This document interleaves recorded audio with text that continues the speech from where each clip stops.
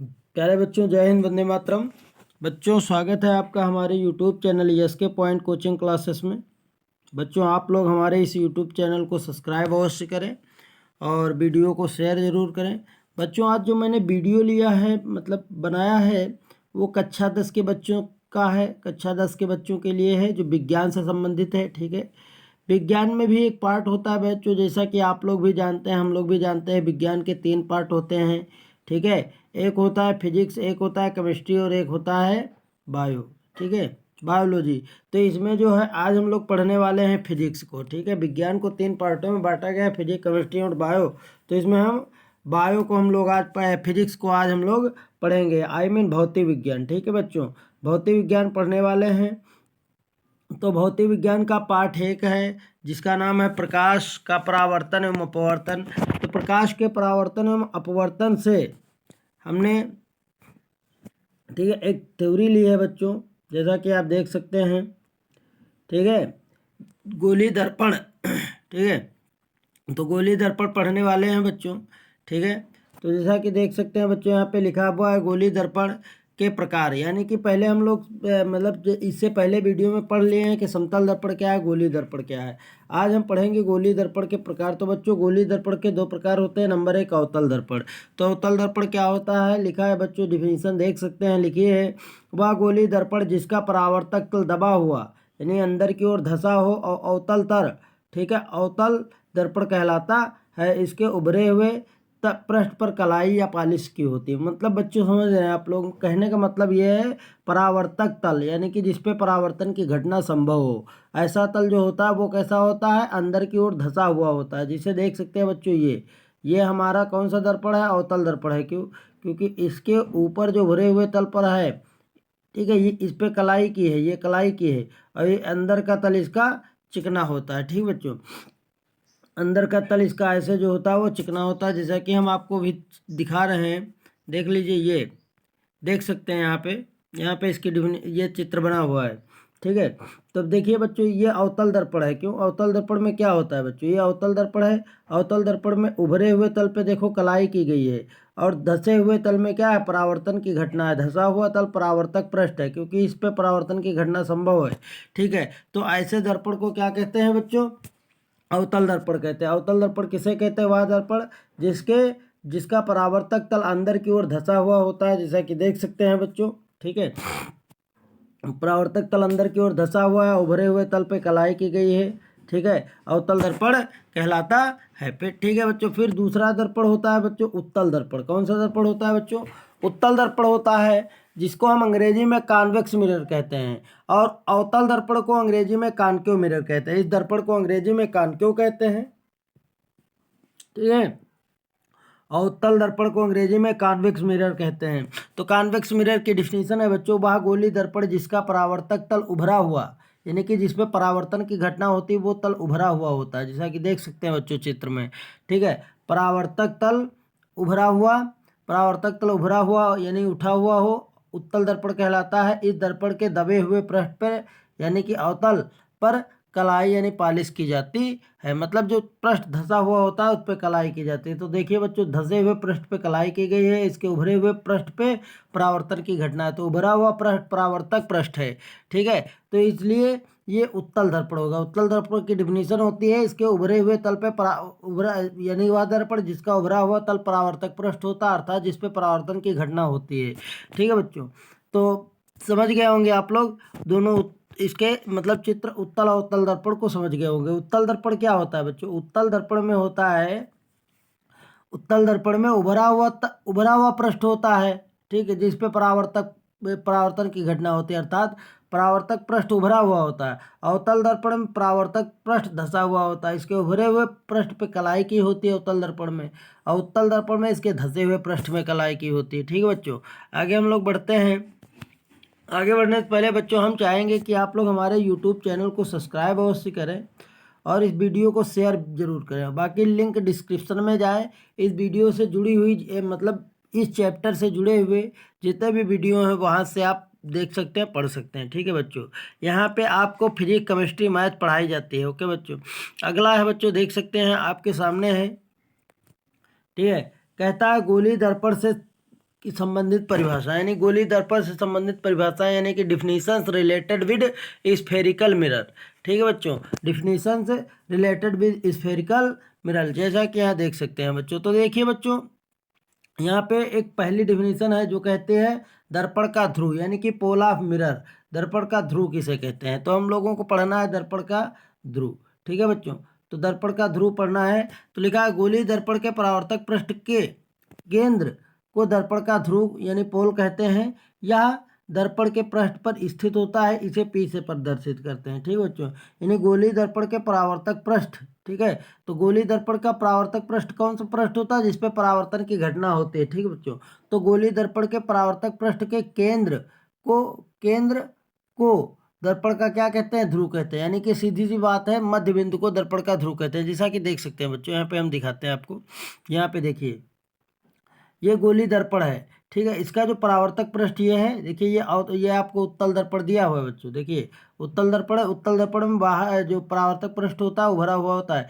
तो इसका जो मध्य बिंदु है परावर्तक पृष्ठ का, वही क्या कहलाता है, वह दर्पण का ध्रुव कहलाता है। दर्पण का ध्रुव किसे कहते हैं, किसी गोली दर्पण के परावर्तक पृष्ठ के मध्य बिंदु को दर्पण का ध्रुव कहते हैं। जैसा कि देख सकते हैं, किसी गोली दर्पण के परावर्तक पृष्ठ के मध्य बिंदु को दर्पण का ध्रुव कहते हैं। ठीक है बच्चों, तो दर्पण के ध्रुव की परिभाषा आप लोगों को आई होप याद हो गई होगी। किसी गोली दर्पण के परावर्तक पृष्ठ के मध्य बिंदु को दर्पण का ध्रुव कहते हैं। ठीक है, आगे है बच्चों, बढ़ते हैं। दूसरी डिफिनीशन है, कहता है, ठीक है, जैसा कि देख सकते हैं बच्चों, वक्रता केंद्र। वक्रता केंद्र सीधी सी बात है, यानी कि सेंटर ऑफ, ठीक है, कर्वेचर, यानी सेंटर ऑफ कर्वेचर। बहुत सीधी सी बात है, कहने का मतलब ये है बच्चों कि वक्र माने होता है गोला। ठीक है, वक्र मीन्स क्या होता है बच्चों, गोला होता है।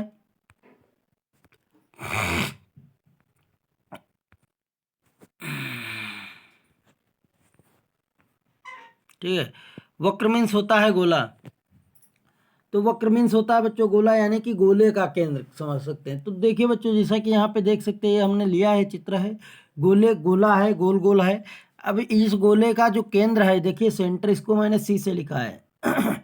गोले के केंद्र को सी से लिखा जाता है, क्योंकि सेंटर होता है ना, तो ये सेंटर सी से लिखा। अब यही जो सेंटर है, इसी को हम क्या कहते हैं, वक्रता केंद्र कहते हैं। ठीक है बच्चों, तो अब देख सकते हैं यहाँ पे डिफिनीशंस जो है वो ये कहती है कि गोली दर्पण के परावर्तक पृष्ठ, ठीक है, पृष्ठ कांच के जिस गोले का, यानी कि जो परावर्तक पृष्ठ होता है कांच के जिस गोले का, ठीक है, गोले का भाग होता है, उस गोले को दर्पण का क्या कहते हैं, वक्रता केंद्र कहते हैं। ठीक है, इसे सी से निरूपित करते हैं। ठीक है, अवतल दर्पण का वक्रता केंद्र परावर्तक पृष्ठ के सामने स्थित होता है, जबकि उत्तल दर्पण का वक्रता केंद्र, ठीक है, परावर्तक पृष्ठ के पीछे होता है। तो देखिए बच्चों, उत्तल दर्पण है, इसका परावर्तक पृष्ठ इसके पीछे देखो यहाँ पे, और इसमें क्या होता है, इसके सामने, ये देखो यहाँ पे अवतल दर्पण में सामने, उसमें पीछे होता है। सीधी सी बात है। ठीक है बच्चों, सीधी सी बात कैसे आप लिखेंगे, सीधा सा आप लिखेंगे कि किसी गोली दर्पण के मध्य बिंदु को वक्रता केंद्र कहते हैं, या किसी गोली दर्पण के मध्य बिंदु को या सेंटर को वक्रता केंद्र कहते हैं। बस सीधा सा होगा, किसी गोली दर्पण के मध्य बिंदु को वक्रता केंद्र कहते हैं। ठीक बच्चों, आगे बढ़ते हैं हम लोग। वक्रता त्रिज्या की आई है डिफिनीशन बच्चों, वक्रता त्रिज्या। ठीक है, तो वक्रता त्रिज्या क्या होती है बच्चों, वक्रता त्रिज्या लिखा है, देख सकते हैं, लिखा है किसी दर्पण के परावर्तक पृष्ठ के कांच के जिस खोखले गोले का भाग होता है उसे उसकी त्रिज्या कहते हैं। इसे कैपिटल आर से निरूपित करते हैं। ठीक है बच्चों, अब हमारी डिफिनीशन क्या होती है, हम लोगों की डिफिनीशन है किसी गोली दर्पण के वक्रता केंद्र, और ये देखिए बच्चों ध्रुव, वक्रता केंद्र और ध्रुव के बीच की दूरी को वक्रता त्रिज्या कहते हैं। ठीक बच्चों, ये अपनी डिफिनीशन है, याद रखिएगा, बहुत सिंपल डिफिनीशन है वक्रता त्रिज्या की। यानी कि किसी गोले के वक्रता केंद्र, देखिए बच्चों ऐसे लिखा, वक्रता केंद्र तथा ध्रुव, ये देखिए लिखा है पी, वक्रता केंद्र और ध्रुव के बीच की दूरी को क्या कहते हैं, वक्रता त्रिज्या कहते हैं। इसे कैपिटल आर से निरूपित करते हैं, जैसा कि देखो चित्र में दर्शाया गया है, इसमें भी दर्शाया गया। देखो बच्चों, ये गोले का वक्रता केंद्र हो गया और ये ध्रुव हो गया। वक्रता केंद्र और ध्रुव के बीच की दूरी को क्या कहते हैं, वक्रता त्रिज्या कहते हैं। इसे कैपिटल आर से निरूपित करते हैं, देख लीजिए। ठीक है बच्चों, तो डिफिनीशन बिल्कुल फ्री है कि किसी गोली दर्पण के वक्रता केंद्र और ध्रुव के बीच की दूरी को वक्रता त्रिज्या कहते हैं। किसी दर्पण गोली दर्पण के वक्रता केंद्र और ध्रुव के बीच की दूरी को वक्रता त्रिज्या कहते हैं। इसे कैपिटल आर से निरूपित करते हैं। ठीक है बच्चों, आगे बढ़ते हैं हम लोग। ठीक है, आगे परिभाषा है बच्चों दे रखा है, कहता है मुख्य अक्ष यानी मुख्य अक्ष यानी प्रिंसिपल एक्सिस किसे कहते हैं। तो देखिए बच्चों, दर्पण के ध्रुव तथा वक्रता केंद्र को मिलाने वाली रेखा को मुख्य अक्ष कहते हैं। ठीक है बच्चों, दर्पण के ध्रुव तथा देखो यहाँ पे लिखा है पीसी मुख्य अक्ष है, देखो लिखा है पीसी, देखो ये पी हो गया, ये सी हो गया, ये पी हो गया, ये सी हो गया, तो पीसी मुख्य अक्ष है। यानी कि दर्पण, सीधी सी बात है, मुख्य अक्ष की परिभाषा कैसे बच्चों, दर्पण के वक्रता केंद्र, तो देखो बच्चों वक्रता केंद्र तथा ध्रुव को मिलाने वाली जो रेखा है उसी को हम क्या कहते हैं, मुख्य अक्ष कहते हैं। ठीक है बच्चों, तो मुख्य अक्ष की परिभाषा आप लोग समझ ही गए हैं। ठीक है, दर्पण के वक्रता केंद्र और ध्रुव को मिलाने वाली रेखा को हम मुख्य अक्ष कहते हैं। ठीक है, देखिए बच्चों, ये दर्पण का वक्रता केंद्र होगा और ये ध्रुव हो गया। वक्रता केंद्र और ध्रुव को जो मिलाने वाली रेखा होती है, जैसा कि देख सकते हैं बच्चों यहाँ पे, इसमें आप देख सकते हैं। ठीक है, इसी को हम क्या कहते हैं, मिलाने वाली रेखा। कोई ये जरूरी नहीं है कि बिल्कुल सेम मतलब वहीं से शुरू हो, वक्रता केंद्र ध्रुव से, इसके आगे पीछे से हो सकती है। ठीक है बच्चों, तो वक्रता केंद्र जैसा कि इसमें देख सकते हैं, यहाँ पे ये देखिए ध्रुव है, यहाँ पे वक्रता केंद्र, इसके बाद भी लाइन है, इसके बाद भी लाइन है। तो वक्रता केंद्र और ध्रुव को मिलाने वाली रेखा जो होती है, इसी रेखा को हम मुख्य अक्ष कहते हैं, जैसा कि यहाँ देख सकते हैं लिखा भी है मुख्य अक्ष। ओके बच्चों, ठीक है, फिर क्या है बच्चों, मुख्य फोकस। इसमें अगली डिफिनीशन है मुख्य फोकस। ठीक है, हम लोग आगे अगली डिफिनीशन पढ़ते हैं मुख्य फोकस की।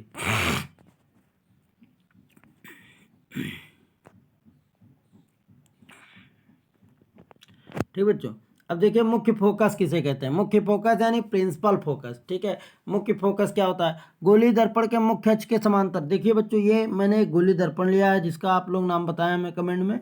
ठीक है, जैसा कि देख सकते हैं हमारा अवतल दर्पण है। ठीक है,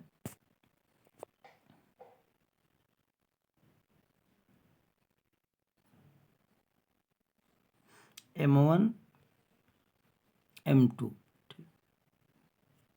M1 M2 एक गोली दर्पण लिया है। ठीक है, अब बच्चों ये क्या है, मुख्य अक्ष है नहीं बच्चों, क्योंकि ये बिंदु क्या हो गया, इसका C हो गया। ठीक है, और ये बिंदु इधर क्या हो गया, इसका P यहाँ पे हो गया बच्चों, यहाँ पे ये बिंदु इसका P हो गया यहाँ पे। ठीक है, यहाँ पे बिंदु P हो गया।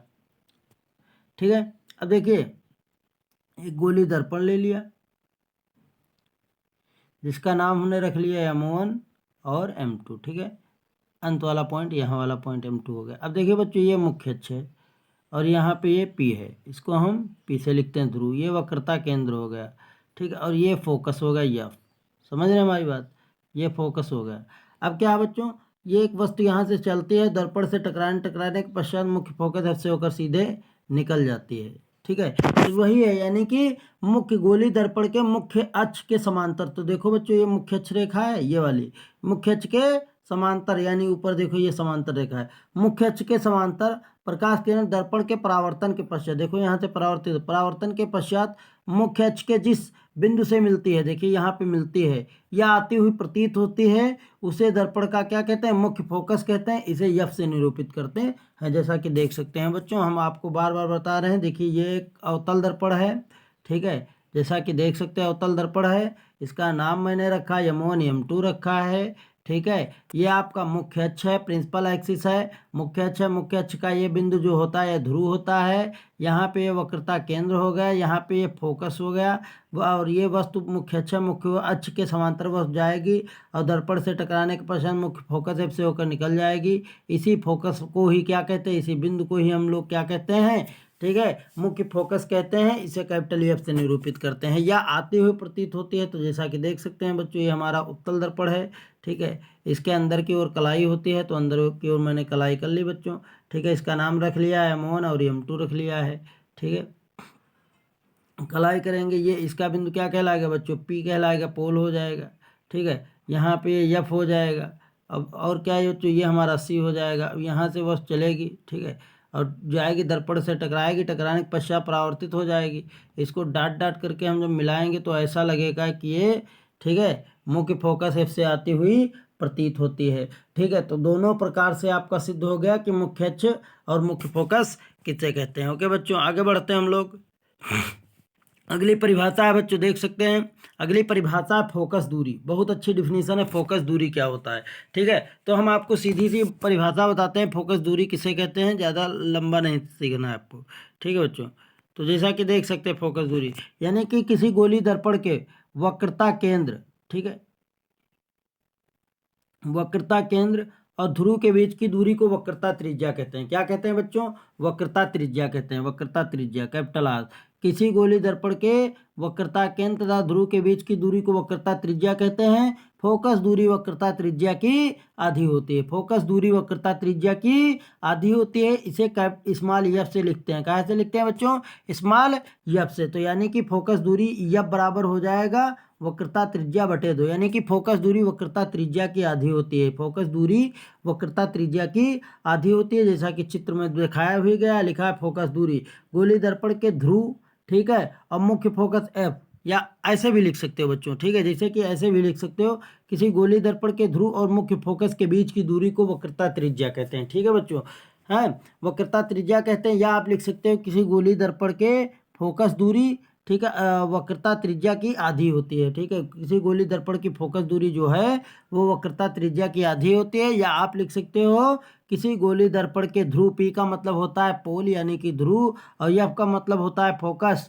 ठीक है, किसी गोली दर्पण के ध्रुव और फोकस के बीच की दूरी को फोकस दूरी कहते हैं। इसे स्मॉल एफ से निरूपित करते हैं। ठीक है बच्चों, तो स्मॉल एफ बराबर सूत्र होता है r/2, यानी कि फोकस दूरी वक्रता त्रिज्या के आधी होती है। तो बच्चों मैंने आधी कर दिया, कह सकते हो फोकस दूरी किसी दर्पण की फोकस दूरी, उसके ध्रुव और फोकस के बीच की ध्रुव और फोकस के बीच की दूरी को फोकस दूरी कहते हैं। ठीक है बच्चों, इसे कैपिटल स्मॉल एफ से निरूपित करते हैं। ठीक है, ये जैसा कि दोनों का चित्र बनाया गया है, ये उत्तल दर्पण, ये अवतल दर्पण का है, ये उत्तल दर्पण का है। ठीक है बच्चों, इसमें देखिए अंदर की ओर क्या है, कलाई की गई है और भरा हुआ पृष्ठ परावर्तक पृष्ठ है, जिस पे देख सकते हैं ये परावर्तन की घटना ऐसे ऐसे करके दर्शाई गई है। ठीक है, ऐसे हैं, ये देखिए दर्शाई गई है ना। और इसमें क्या है, ये अंदर से इधर की ओर जा रहा है। ठीक है बच्चों, तो आगे बढ़ते हैं हम लोग।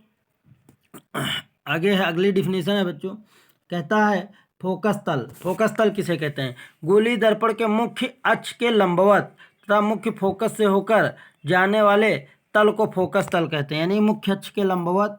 ठीक है बच्चों, तो मुख्य अक्ष देख सकते हैं, ये आपका मुख्य अक्ष है, मुख्य अक्ष के लंबवत, ये लंबवत है, मुख्य अक्ष के अभिलंबवत और मुख्य फोकस से होकर, तो देखो बच्चों मुख्य फोकस ये है, से होकर जाने वाले तल को क्या कहते हैं, इसको फोकस तल कहते हैं। ये सब हमारा फोकस तल है, यहाँ का ये एरिया जो है बच्चों, ये एरिया हमारा फोकस तल कहलाता है। ठीक है, यानी कि ध्रुव और फोकस के बीच का जो एरिया होता है, लंबवत एरिया।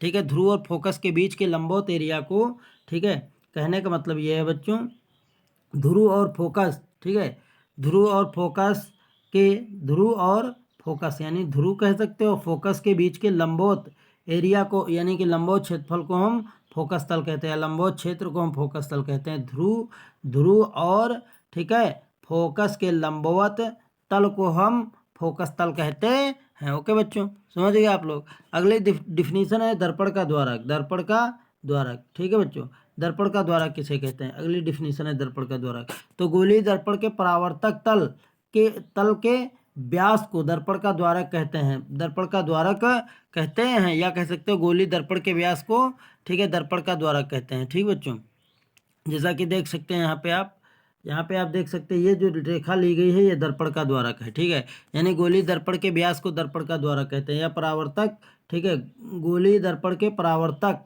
तल के व्यास को दर्पण का द्वारक कहते हैं। ये इसका व्यास हो जाएगा, यही इसका द्वारक हो जाएगा। ओके बच्चों, गोली दर्पण के परावर्तक, ठीक है, पृष्ठ के व्यास को दर्पण का द्वारक कहते हैं। ओके बच्चों, बस यहाँ तक इतनी ही डिफिनीशन थी बच्चों। ये डिफिनीशन अगर जो आपको समझ में आई है, चित्र समझ में आए, तो आप हमारे YouTube channel SK point coaching classes को सब्सक्राइब अवश्य करें, वीडियो को अपने दोस्तों तक शेयर करें और अदर बच्चों से भी कहें कि हमसे जुड़ सकते हैं। यहाँ पे बच्चों आपको भौतिक विज्ञान, ठीक है, यहाँ पे जो आपको पढ़ाया जाएगा बच्चों, फिजिक्स होगी यानी भौतिक विज्ञान होगी, केमिस्ट्री होगी और बायो की भी कुछ डिफिनीशन पढ़ाए जाएंगे, प्लस मैथ। ठीक है बच्चों, मैथ का पहला चैप्टर पढ़ाया जा चुका है, आप लोग डिस्क्रिप्शन में जा करके मैथ तो पढ़ सकते हैं।